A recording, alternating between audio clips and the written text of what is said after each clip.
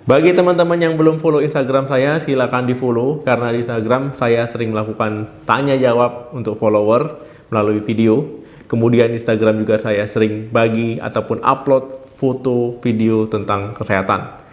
Nah, untuk teman-teman yang belum follow, silakan follow karena di Instagram juga saya sering bagi-bagi rezeki untuk teman-teman semua.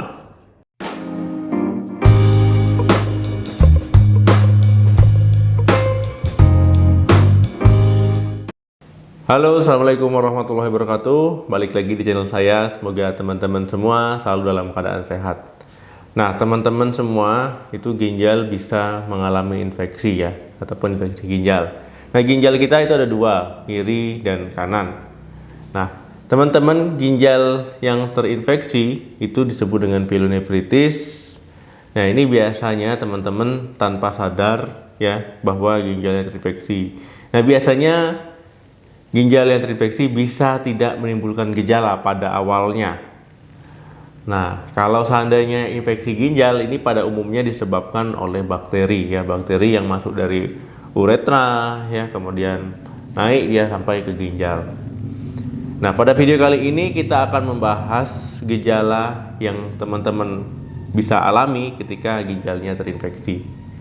Nah, awalnya ya, ginjal yang terinfeksi mungkin teman-teman nggak tahu tanpa sadar bahwa sedang ada masalah kesehatan di situ ya.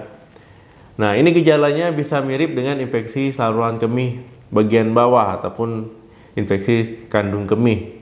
Nah, gejalanya apa saja dok? Yang pertama adalah sering buang air kecil. Ketika teman-teman mengalami infeksi saluran kemih ya, baik bagian bawah ataupun bagian atas, itu pasti frekuensinya akan meningkat ya, ataupun frekuensinya bisa meningkat. Jadi jumlah buang air kecilnya itu lebih banyak daripada biasanya.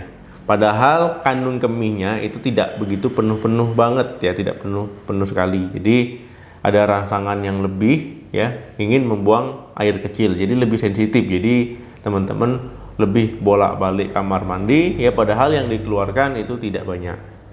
Yang kedua, urinnya berwarna merah. Nah, jadi teman-teman ya, kalau seandainya ginjal terinfeksi ataupun infeksi saluran kemih bagian atas, ya ini urinnya bisa berwarna merah karena ada sel darah merah di situ ya, akibat infeksi. Nah, infeksinya ini kalau seandainya urin sudah berubah warna merah, ini memang harus diperiksakan ke dokter ya, harus mendapatkan penanganan yang tepat. Nah, kemudian urin berwarna merah itu ada dua namanya ya. Itu bisa makroskopis ataupun mikroskopis. Kalau makroskopis itu urinnya warna merah, itu bisa kita lihat dengan mata telanjang. Tapi kalau seandainya mikroskopis ya, kelihatannya urinnya baik-baik saja, tidak ada perubahan warna ya, tapi setelah diperiksakan oleh tenaga kesehatan ya, dilihat dengan mikroskop ya ataupun dengan menggunakan alat bantu ya, itu ada darahnya. Nah, jadi memang ya, jika teman-teman menemui hal ini ya, segera untuk berkonsultasi ke dokter. Yang ketiga, nyeri punggung.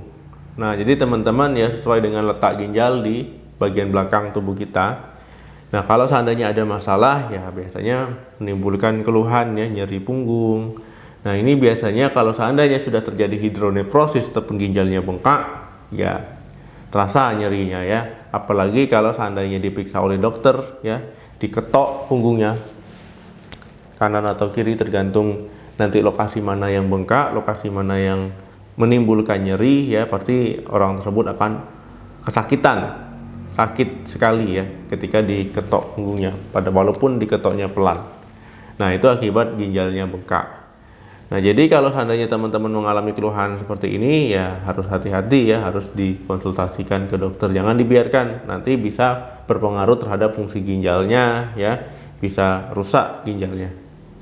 Yang keempat, rasa tidak nyaman ketika buang air kecil ataupun rasa sakit.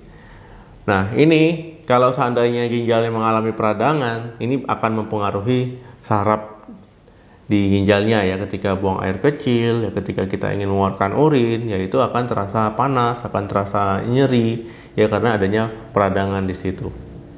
Yang kelima, urin keruh dan bau. Nah, ketika teman-teman ya mengalami infeksi di ginjal, Nah, kemudian ketika urinnya ada perubahan di situ menjadi keruh, ya, kemudian bau. Nah, ini bisa menjadi pertanda adanya infeksi. Nah, kalau seandainya urinnya bau, itu akibat fermentasi dari bakteri, ya, akibat bakterinya. Kemudian kalau seandainya urinnya keruh, nah itu berarti sudah ada sesuatu yang harus teman-teman curigai. Nah, jadi kalau teman-teman mengalami hal ini, ya jangan ragu-ragu untuk berkonsultasi. Yang keenam, demam.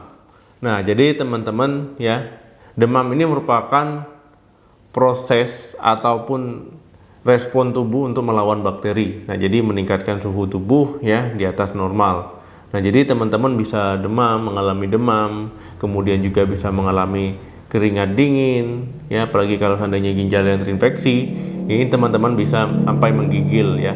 Jadi sampai menggigil. Pasien biasanya mengatakan demam, keluhannya demam, kemudian menggigil. Nah, mungkin orang awam berpikirnya ini malaria, bukan, ya. Ini infeksi ginjal juga bisa mengalami keluhan seperti itu. Yang ketujuh, nyeri perut. Nah, jadi teman-teman, ya, selain nyeri punggung, ya, biasanya menjalar nyerinya itu sampai ke perut. Ya, biasanya pasien akan mengatakan nyerinya di mana? Nyeri punggung, kemudian nyeri perut di bagian kanan atau bagian kiri, ya, sampai tembus ke punggung gitu. Nah, pokoknya kalau teman-teman merasakan kedua nyeri tersebut, ya segera diperiksakan. Nah, nyeri perut ini tidak selalu ada, tapi biasanya menyertai keluhan nyeri di punggung dan nyeri di perut. Yang kedelapan, mual dan muntah. Nah, sama seperti demam, ya. Mual dan muntah ini bisa diakibatkan oleh infeksi, ya. Nah, jadi kalau seandainya teman-teman mengalami pyelonefritis, ya itu bisa saja teman-teman mengalami mual dan muntah. Nah, jadi bukan mual dan muntahnya diakibatkan, oh ini mahnya kambuh, bukan, ya, ini karena respon dari infeksi tadi. Nah, teman-teman, ya, jika teman-teman ada mengalami gejala yang saya sebutkan tadi, ataupun ada anggota keluarganya yang mengalami gejala yang saya sebutkan tadi, ya jangan ragu, jangan ditunda-tunda untuk periksa ke dokter, untuk berkonsultasi ke dokter. Ya, nanti daripada sudah terlalu lama, sudah kelamaan, ya, infeksinya juga sudah jelek, istilahnya seperti itu. Nah, ini akan lebih sulit, ya, diobati, ataupun pengobatannya akan jauh lebih lama ataupun lebih susah. Nah, kalau seandainya cepat diketahui, ya, pengobatannya juga hasilnya akan jauh lebih baik.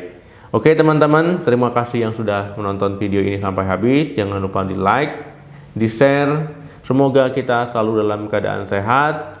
Semoga yang sakit cepat sembuh. Amin. Sampai ketemu lagi di video saya selanjutnya. Salam sehat. Sampai jumpa.